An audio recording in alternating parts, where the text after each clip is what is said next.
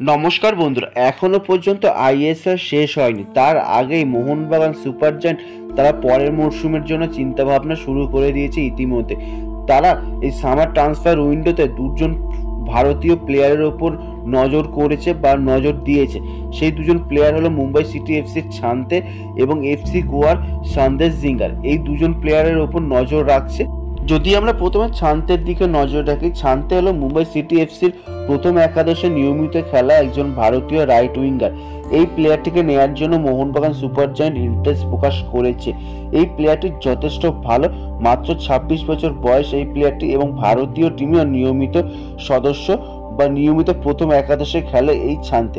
এই ছান্তেকে নিতে পারবে কিনা মোহনবাগান সুপার জায়ান্ট পরের মরশুমে, সেটা এই মুহূর্তে বড় প্রশ্ন। তারা ইন্টারেস্ট প্রকাশ করেছে, কিন্তু মুম্বাই সিটি এফসির সঙ্গে আরও একটা মরশুমে চুক্তি রয়েছে এই ছান্তের।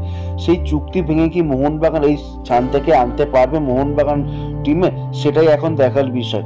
এই ছান্তেকে নেয়ার জন্য অনেক দিন আগে থেকেই এই মোহনবাগান টিম ম্যানেজমেন্ট কথাবার্তা চালাচ্ছিল বা কথাবার্তা বলছিল, কিন্তু এই মুহূর্তে যেটা শোনা যাচ্ছে যে প্রবলভাবে চাইছে মোহনবাগান টিম ম্যানেজমেন্ট এই প্লেয়ারটিকে পরের মরশুমে মোহনবাগানে আনার জন্য।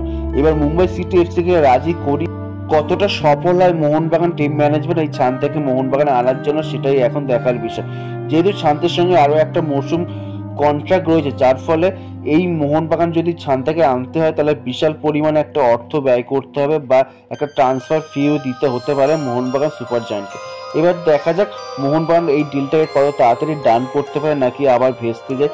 পরের প্লেয়ারটি হলো সন্দেশ জিঙ্গার, যে বর্তমানে এফসি গোয়া দলে খেলে এবং ভারতীয় দলে নিয়মিত খেলছে এই সন্দেশ জিঙ্গার।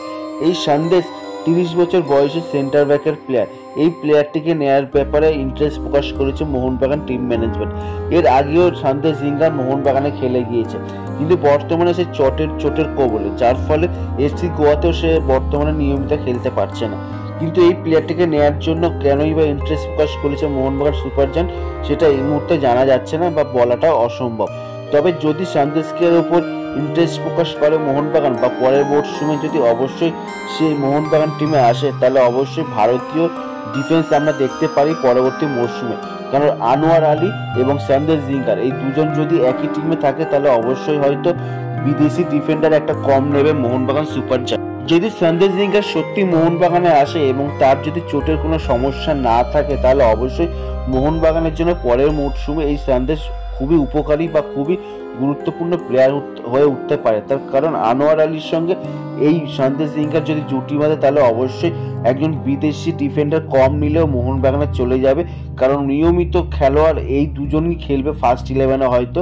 এবার দেখা যাক পরবর্তীকালে কি ডিসিশন নেয় মোহনবাগান সুপার জায়ান্ট। তবে যদি সন্দেশ আসে তাহলে অবশ্যই মোহনবাগানের জন্য খুবই উপকারী হবে, কারণ সন্দেশ জিঙ্গার এবং আনোয়ার আলী এই জুটিটাকে আমরা দেখতে পারি। তোমরা অবশ্যই কমেন্ট করে জানাও সন্দেশ কি মোহনবাগানে আসছে পরের মরশুমে, তোমরা কি মনে করছো অবশ্যই কমেন্ট করে জানাও। এই ভিডিওটা এই পর্যন্ত যদি ভালো লেগে থাকে তাহলে অবশ্যই লাইক শেয়ার কমেন্ট করো এবং অবশ্যই চ্যানেলটিকে সাবস্ক্রাইব করো।